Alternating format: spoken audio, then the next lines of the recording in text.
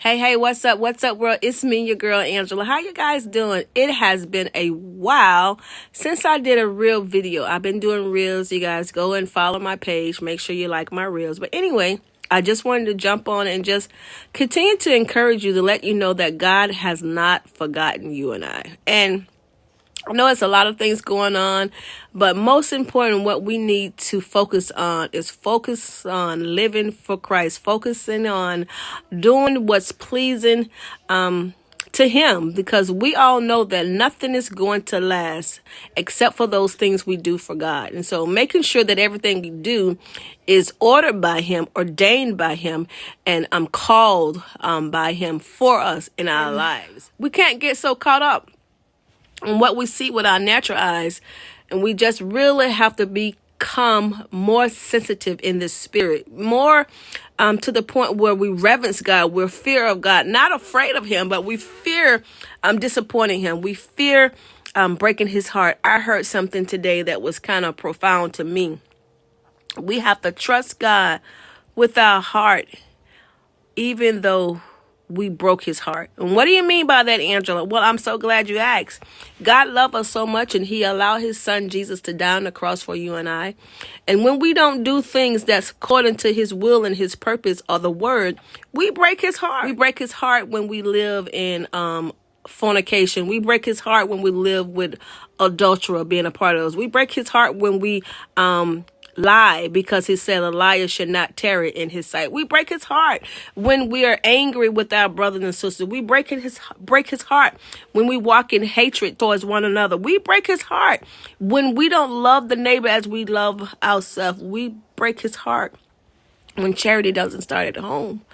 And so even in that, even though He allowed His Son Jesus Christ to die on the cross for you and I to bring us back into right relationship, we break His heart when we do things that's contrary to the word. And although we broke His heart, He still allow us to come back into the kingdom. He still mend our broken heart, because those things that we did broke our heart because we allowed our flesh to override, right? We allowed our flesh to rule us. We allowed our flesh to tell us what to do. We used our flesh to make a decision. And in that, it broke our heart. And He loved us so much that even though it broke our heart, He fixed it, right? He fixed it, knowing that the reason why our heart is broken is because we turned away from Him. We didn't heed the warning or answer the call, and it broke our heart. But He loved us so much, He still mended that heart back together. And so I just wanted to say that there is absolutely no one who can love you and I like Christ. I don't care. I have a husband of 26 years, and I think he loved me. He loved my dirty drawers. He loved everything there is about me, but He could never love me more than Christ. My mother birthed me, but she could never love me more than Christ. I believe that I had the best earthly father ever, and no one's father was ever better than mine.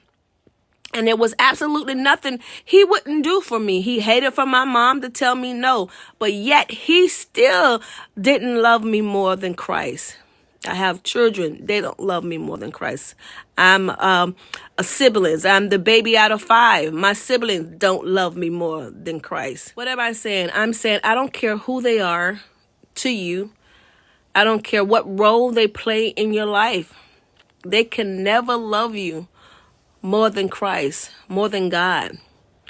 What greater love is it for a man to give up his life? And Christ loved us so much that He gave up His life for you and I.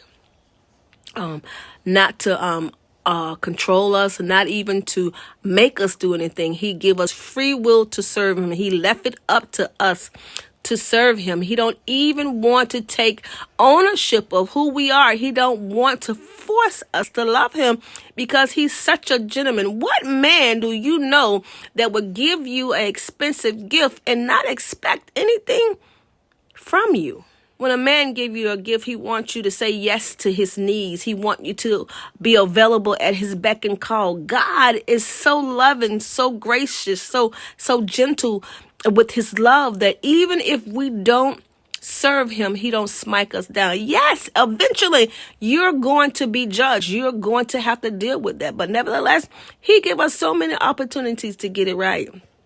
And it's a gift that he don't try to come and take back. He don't try to come and take it back. He allow you to have the gift, the free will to live for him. That's love. That's love. And so trust in God.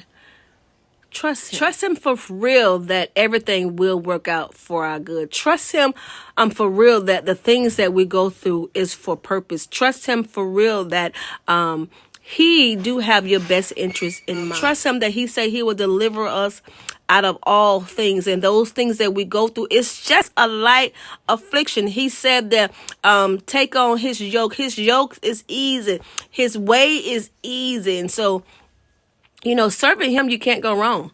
And just love on him. God, love him. Love him for real. Love him with your whole heart. And when I say love him for real, love him with your whole heart, I'm not saying try to be perfect. Y'all, we are far from perfect. We're going to sin.